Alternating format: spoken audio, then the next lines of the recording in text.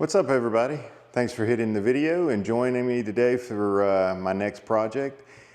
As I've said numerous times, I've tried to do DIY projects to make sure that I can build up my confidence along with and show you easy steps to build up your confidence to tackle projects on your own. It's kind of the goal of the channel, is to show the everyday person that they can have the courage to do DIY projects around your house, around your cars, or anything in general. If you decide one day you like to build furniture, then you just got to build the confidence to do it. But today we're going to work on what is my, well, it was my wife's car, and my son is now 16. So I believe he's going to take this car over so that he can have some wheels to get around. If you've seen some of my past videos, he's joined in. It was his idea to do this channel a long time ago, and we've been doing it for a number of years. So you've seen him get little and bigger and bigger and bigger, and now he's 16, which is mind-blowing to me. But I digress. So what we're going to work on today is I've got a rear diffuser, air diffuser for the back, and that I picked up from my friends at American Modified. So it looks like it's going to be a pretty simple project, but you know how sometimes things happen. So the way I try to do my videos is to show you the toe stumps along the way and how to overcome them, and hopefully we'll do well on this project like we have all the others. But again, thanks for joining, and remember to hit that like and subscribe. Let's talk about the tools that you're going to need. So the first step that you're going to see is that we're going to remove some of the molding from the bottom part of the bumper, and you'll need these little plastic pry tools. You get them on Amazon as to pry so you don't take any pain or scratch any of the moldings in case you want to reuse them or anything like that. You're also going to need a tool remover for these type of fasteners. The factory has them in there. You just use a screwdriver, prop them out, and you may break them. They're pretty delicate, but Amazon has this kit here that you can get fairly cheaply. If you're like me, I like to not reuse the same fasteners, put brand new ones in when I do these type of plastic removal things. So that kit comes with all sorts of these type of fasteners and your grommets that are like for your door moldings that are ribbed and push in. But this tool here allows you to get under it and pull it out. So get you one of these as well. The other thing that's good is to have a magnetic tray to hold all your nuts and bolts, screws, etc. You're going to need electrical tape because you're going to be tapping into the brake wire slash tail light wire. However you choose to do that, I'm not going to get into the specifics for that, but you may want to, use crimps or solder or taps, but you're still going to need some electrical tape and one of those type of fasteners. The hardest thing to do on this project is taking off the tailpipe tips, whatever their names are. You're going to need 3 tools for that. You're going to need a shallow 5/16 socket. You're going to need a deep well 5/16 socket, and you're going to need a wrench that's a ratchet, because the top bolt on both tips is almost impossible to get to, but the only way to get to it is one of these small little ratchet wrenches. And then you'll need a razor blade to cut the tape that you're going to use, the double-sided tape that comes with it, or if you choose to use a heavier duty tape, which I did, just that 3M body panel double-sided tape. You have to custom cut that to put it on there, and then you'll be cutting over when you have too much tape with a good sharp razor blade. Get a brand new blade. Another thing that you'll be cutting is, you'll see later on that you'll have to fabricate the diffuser around the metal bumper part that they didn't compensate for. So have you some tinge snips, because it'll cut plastic really easy, and then the little tiny pieces with this brand new sharp razor blade. And I think that's just about it. You'll see in the video if I come across any other tools, but if you have any questions or what have you, just link it below in the comments, and I'll try my best to answer it. Got that DeWalt light there. If you don't have one of these I call it a hood light because it's fits over hood and gives you all a compartment view with these hooks right here. You should get one.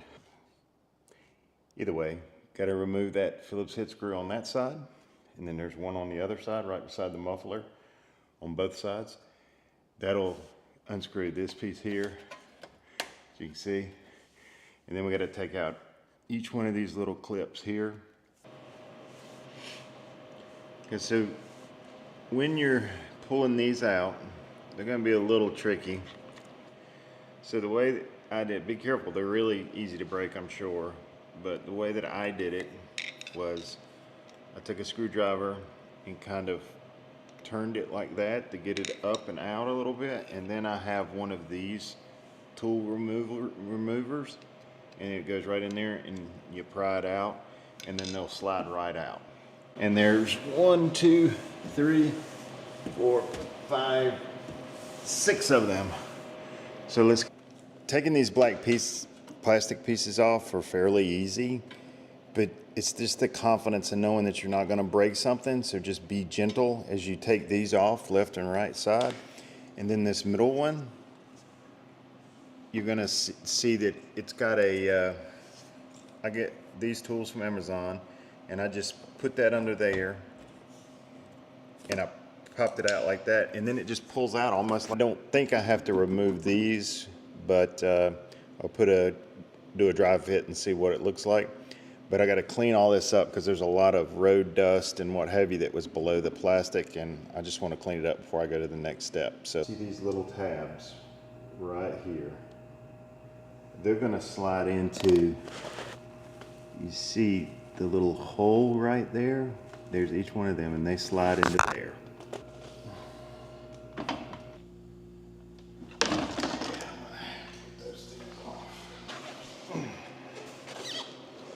So I did have to take the muffler cover loose.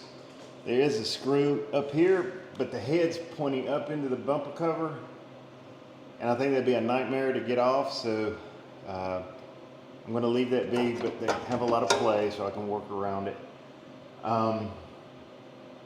The thing to remember is I used a 5/16 socket, and I used a hand socket instead of a screwdriver or something like that, so that I get a little torque twist to it, and it's tight. May help to have done some WD-40 on it or what have you, but I was able to get mine loose just with a slow torque twist, and you should be good.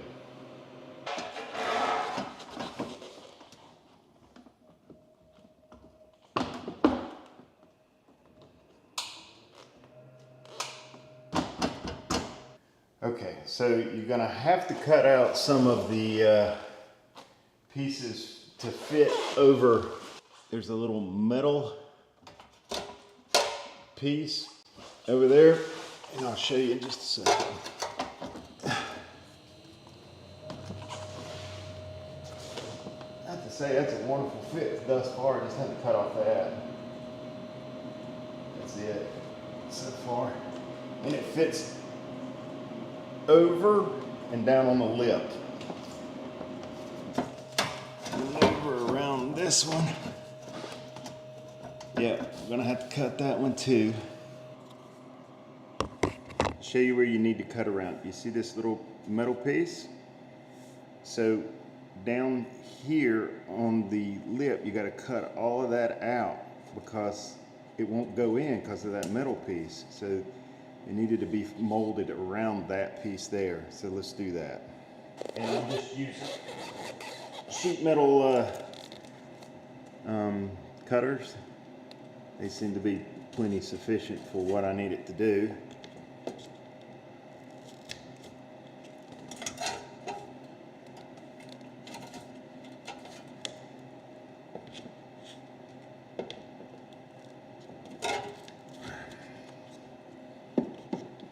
So, as you can see, that's where you need to go, to a little left of that top clip, and then about 2 inches, maybe 3 inches to the right of it.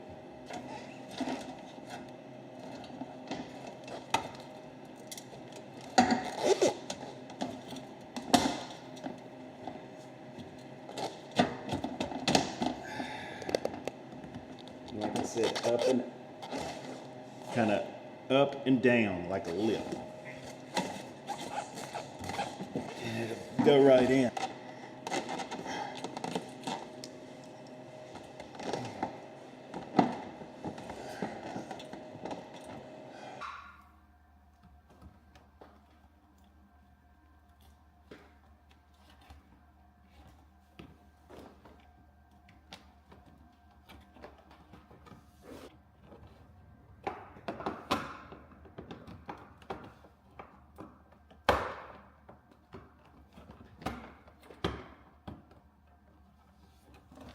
Okay, so I got the exhaust tips back in. And fair warning, they are a bear. So there's a screw on this side, a screw on this side, and a screw on this side. And it's a bolt, and it's a 5/16. So get a 5/16 wrench with the ratchet drive. That's the only way that you can legitimately get to that bolt, especially if you got big hands like mine. I mean, I could barely get it up there and tighten it and loosen it. But that's the trick, is to get a wrench for that side, to pry down the metal a little bit to get the socket in there. But you're gonna have to use, not a deep well, just a standard socket, and make sure that you get the little sockets. Don't use those big ones, get little ones so that the tools are smaller. And you'll be able to get the 3 screws back into this. In the kit that I bought from Amazon, it has these kind that are the push in. So on the left side and the right side, the hole from the spoiler is a little bit bigger than what the factory was. So these, wasn't comfortable that those are, or confident that those will work. So I used these pop-ins, and they were really tight, and it also sucked that in. It's just a hair not touching it right here at this one. And then over here you could use the factory ones like this. And this kit, I'll leave it in the description below, but has all sorts of fasteners that you may need in the future when doing automotive work.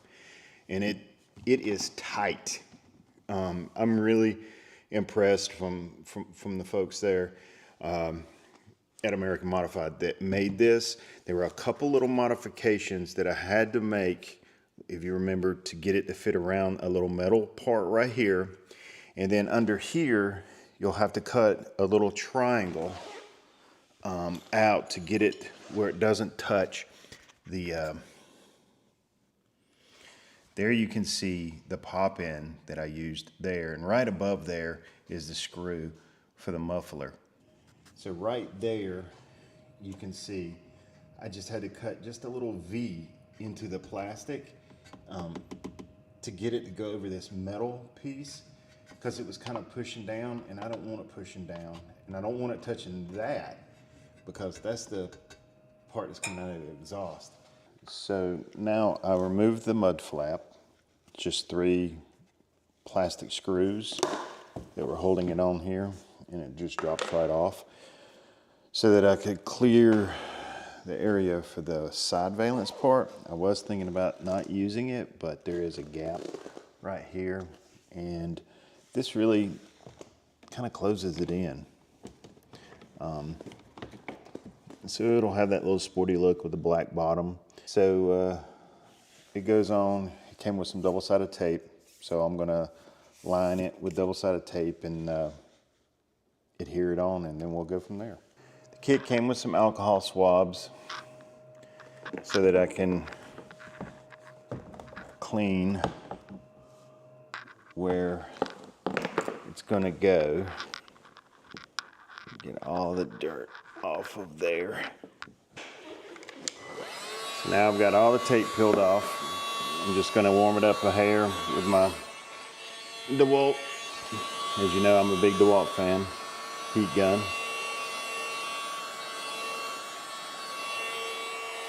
And I am doing this in my garage, which is also climate controlled. Get this side, but just in case, just a little extra precautions. So this is going to slide up in there.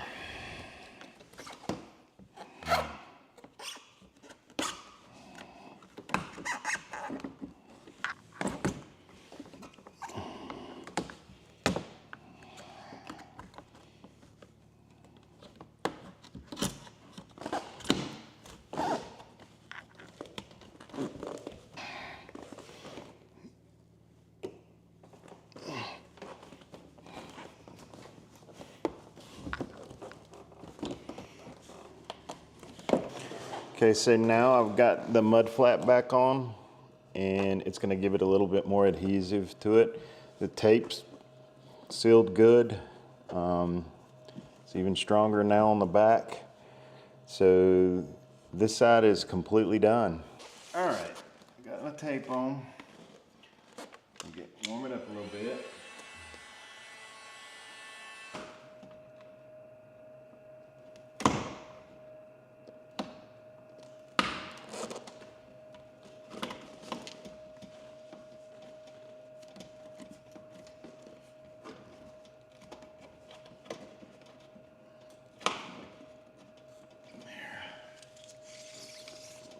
Tape off.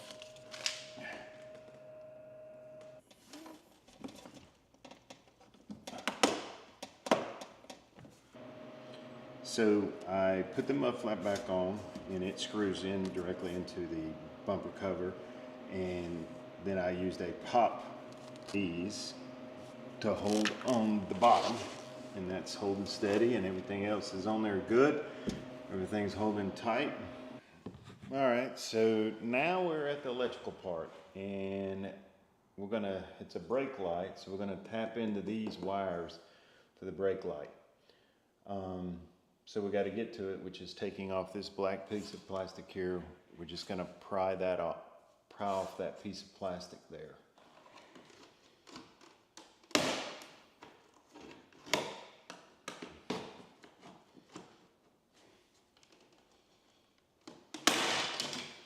So the two bolts are coinky-dink, the same size as the bolts that were underneath holding on the tailpipe covers, 5/16.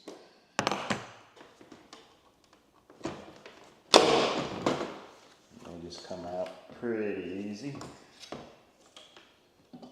So just to get the tail light out of the way, I'm gonna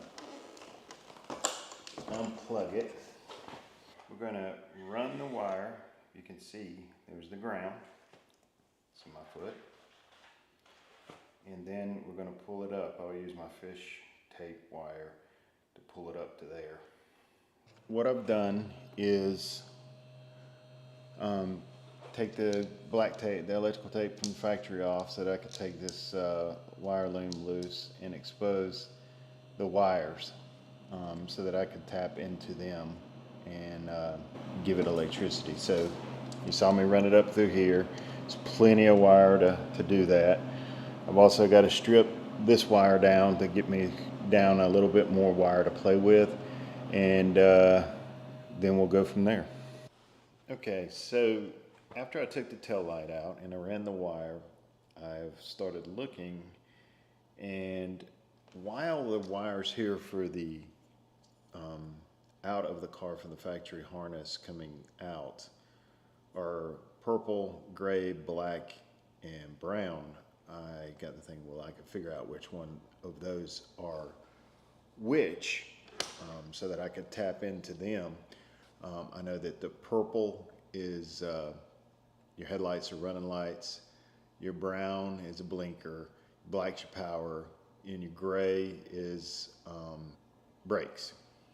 So you could tap into that if you want, but I'm thinking if you look at the back of the harness on the lights, after it plugs into that, comes around and goes to the two lights. So I know black will go with black, yellow will go with yellow, and red will go with red. So I just got to free up this and just tap into these instead. That way I'm after the factory plug-in that's taking the different colors and translucing them into different rounds and runs. And let's see how that works. Okay, so what I've done is I've cut the tape off of them and freed up the wires so that I wouldn't damage any of them. I used a very sharp razor blade, and I was going to use these clips, but I'm second guessing that I really don't want to. So I just don't know if they'll hold good, bouncing and what have you. So I'm just going to cut these, splice them together, and solder them together so that it'll be a little bit tighter bond. So I've got it put back together. I soldered my wires, taped them back up to the main wire so it'll pull it off the ground and have to be tight. Put that back in, the 2 bolts, and got all of that seamed back up and tested it out. It works. So I'm going to go and get under the car, make sure everything's tight and snug under there, everything's fitting, and then we'll look at the finished product. So now let's start it up. And then when you press the brake pedal and let off the brake pedal, there you go. Everything works great.